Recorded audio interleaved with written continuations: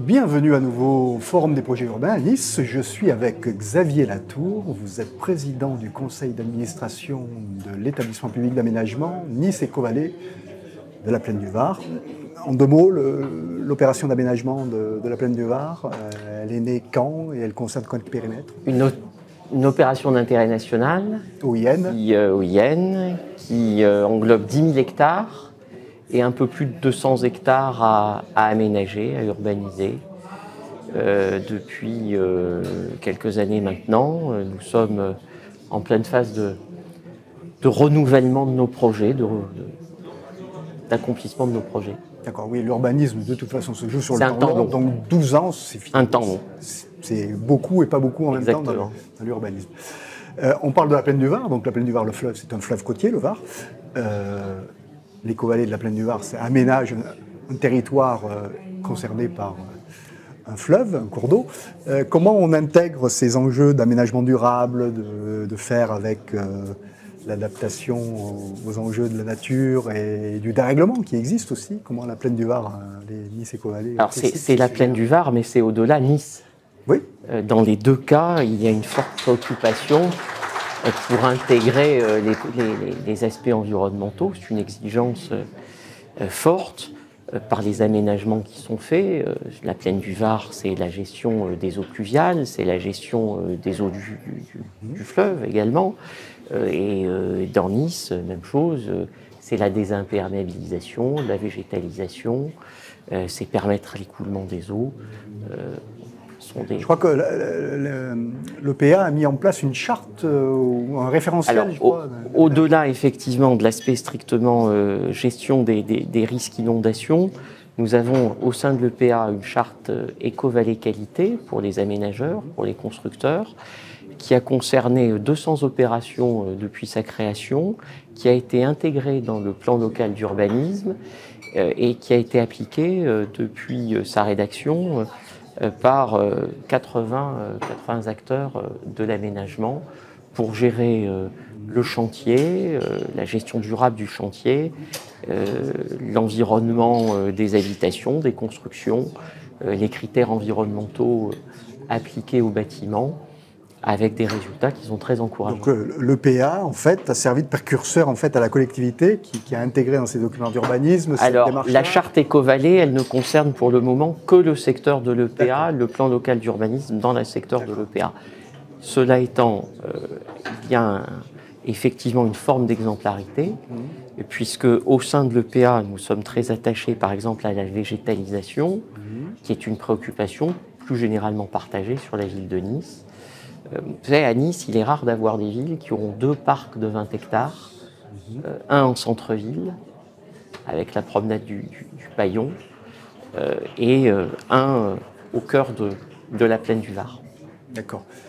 Et sur les sujets de mobilité, on avait dit 1000 hectares, comment on appréhende Alors, déjà, la mobilité, elle est multiple, hein, avec le tram. Il faut savoir que l'une des particularités de Nice est d'avoir construit d'abord ces lignes de tram avant les aménagements de part et d'autre de la ligne. Ce qui fait que nous avons actuellement un tram qui fonctionne remarquablement bien et progressivement des bâtiments qui s'installent et qui peuvent ainsi fonctionner. Donc le tram, il part du centre-ville, la place Masséna, et il irrigue... Il part même du port jusqu'à l'aéroport. Et c'est pour cela que nous aurons à proximité de l'aéroport la nouvelle gare multimodale qui permettra de faire la connexion entre le TER, le TGV, l'aéroport et le tram. Ça anticipe l'arrivée de la fameuse LNPCA. Absolument. Serpent de mer. Oui, mais qui verra le jour. Qui se concrétise. Là aussi, on est sur du temps très long. Du temps long. Ceux qui ont voulu venir à Nice aujourd'hui ont bien en train, ont payé pour savoir que c'est très long, parfois. Ce n'était pas de la faute de la SNCF. Le tram, c'est un exemple, mais Nice est très engagé en faveur du vélo, avec un plan vélo de 20 millions d'euros, 160 km de pistes cyclables à terme. une flotte de bus qui va être entièrement décarbonée à la fin de l'année 2025, une flotte de scooters et de véhicules électriques, une incitation à marcher grâce aux trams vertes et qui parcourent la ville, ces belles rues plantées que vous avez certainement empruntées. Tout est réuni pour que les Niçois et nos visiteurs, qui sont très nombreux, laissent la voiture dans les garages et profitent de ces mobilités douces. Il y a combien d'habitants aujourd'hui qui sont dans le périmètre de l'Éco-Vallée? Il y a eu combien de logements? Alors l'Éco-Vallée, c'est la ville de Nice, bien évidemment, avec plus de 300 000 habitants, plus 14 autres communes de tailles très diverses, des communes qui vont de la petite commune de l'arrière-pays jusqu'à des communes beaucoup plus peuplées, comme Saint-Laurent-du-Vair. Et en matière d'équipement public, qu'est-ce que vous avez mis en place?